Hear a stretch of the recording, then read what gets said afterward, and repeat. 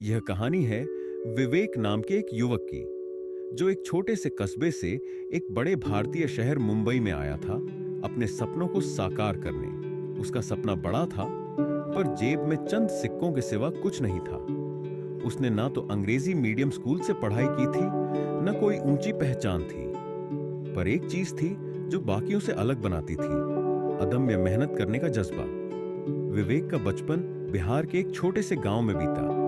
पिता एक खेतीहर मजदूर थे और माँ घर संभालती थी।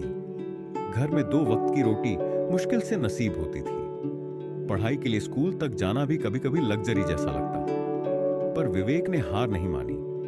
उसने गांव के सरकारी स्कूल से पढ़ाई की और हर क्लास में टॉप किया। पढ़ाई पूरी करने के बाद उसके पास दो रास्ते थे: गांव में रहकर वही जिंदगी बिताना या शहर जाकर किस्मत आजमाना। उसने दूसरा रास्ता चुना। विवेक ने 12वीं के बाद मुंबई जाने का फैसला लिया। उसने घर वालों से कहा, एक बार मौका दो, मैं कुछ बड़ा कर दिखाऊंगा। माँ ने जाते समय एक पुराना थैला दिया, जिसमें सिर्फ 2 जोड़ी कपड़े और 500 रुपए थे। मुंबई की चकाचौंध वाली दुनिया में कदम रखते ही विवेक को समझ आ गया कि जिंदगी आसान नहीं होगी। उसने एक ढाबे में काम पकड़ा, सुबह 6 बजे से रात 11 बजे तक। वहां वह झूठे बर्तन धोता और बचे हुए खाने से पेट भरता। कई बार उसे लगता कि शायद वह गलती कर चुका है। मुंबई की भीड़ में उसका कोई नाम नहीं था। उसे लगता, क्या मैं वाकई कुछ कर पाऊंगा?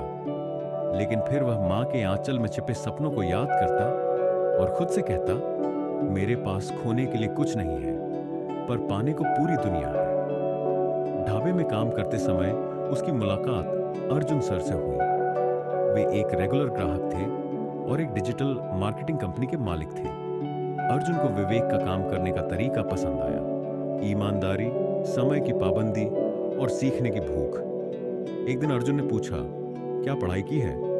विवेक बोला, 12वीं तक, फिर शहर आ गया। सीखना बहुत कुछ है। अर्जुन मुस्कुराए, अगर सीखना चाहते हो तो ऑफिस आ जाया करो, टाइम मिले तो कंप्यूटर सीखो। विवेक ने इस अवसर को दोनों हाथों से थाम लिया। अब विवेक सुबह ढाबे में काम करता और शाम को अर्जुन सर के ऑफिस में कंप्यूटर सीखता। गूगल पर मुफ्त कोर्स, यूट्यूब पर ट्यूटोरियल और हर चीज को नोटबुक में लिखकर याद करना, यह उसका रूटीन बन गया। धीरे धीरे उसे डिजिटल मार्केटिंग के बारे में समझ आने लगी। SEO, social media ads, content strategy, वह हर टॉपिक में माहिर होता जा रहा था। एक दिन अर्जुन सर ने उसे एक छोटा प्रोजेक्ट दिया: एक लोकल ब्रांड का फेसबुक पेज संभालना। विवेक ने दिन रात एक कर दिया और उस ब्रांड के फॉलोअर्स 3 गुना बढ़ा दिए। अब कुछ लोग ऑफिस में जलने लगे थे। वे ताने कसते, ढाबे वाला अब मार्केटिंग करेगा। लेकिन विवेक ने जवाब नहीं दिया। उसने अपनी सफलता को ही उत्तर बनने दिया। 3 साल बीते।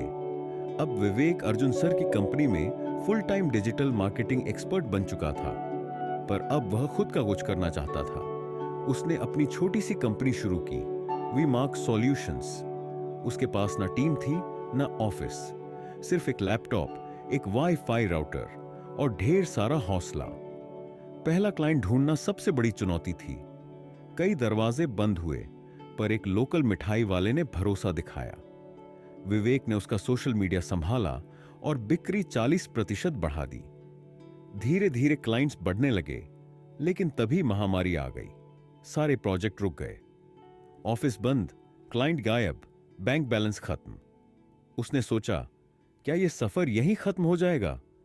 लेकिन विवेक ने हार नहीं मानी।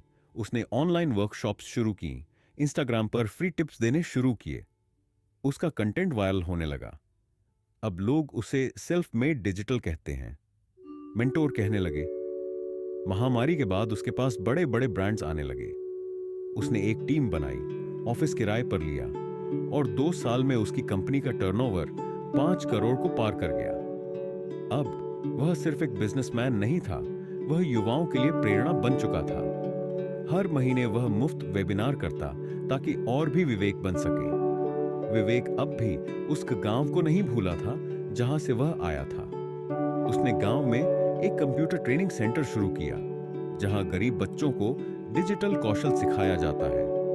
वह जब भी गांव जाता, बच्चे उसके इर्द गिर्द घूमते और कहते, भैया, हम भी आपकी तरह कुछ बनना चाहते हैं। विवेक मुस्कुराकर कहता, बिल्कुल बनोगे, बस मेहनत और धैर्य मत छोड़ना। एक दिन उसने अपने पिता को मुंबई बुलाया।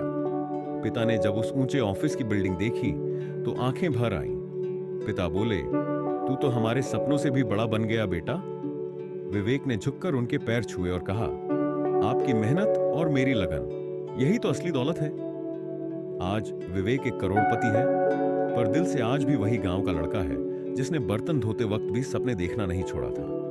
उसने एक बात पूरे देश को सिखाई, गरीबी कोई अभिशाप नहीं होती अगर इरादे मजबूत हों। मेहनत ही इंसान को अमीर बनाती है। हालात चाहे जैसे भी हों, अगर आप ठान लें तो कोई भी सपना बड़ा नहीं होता।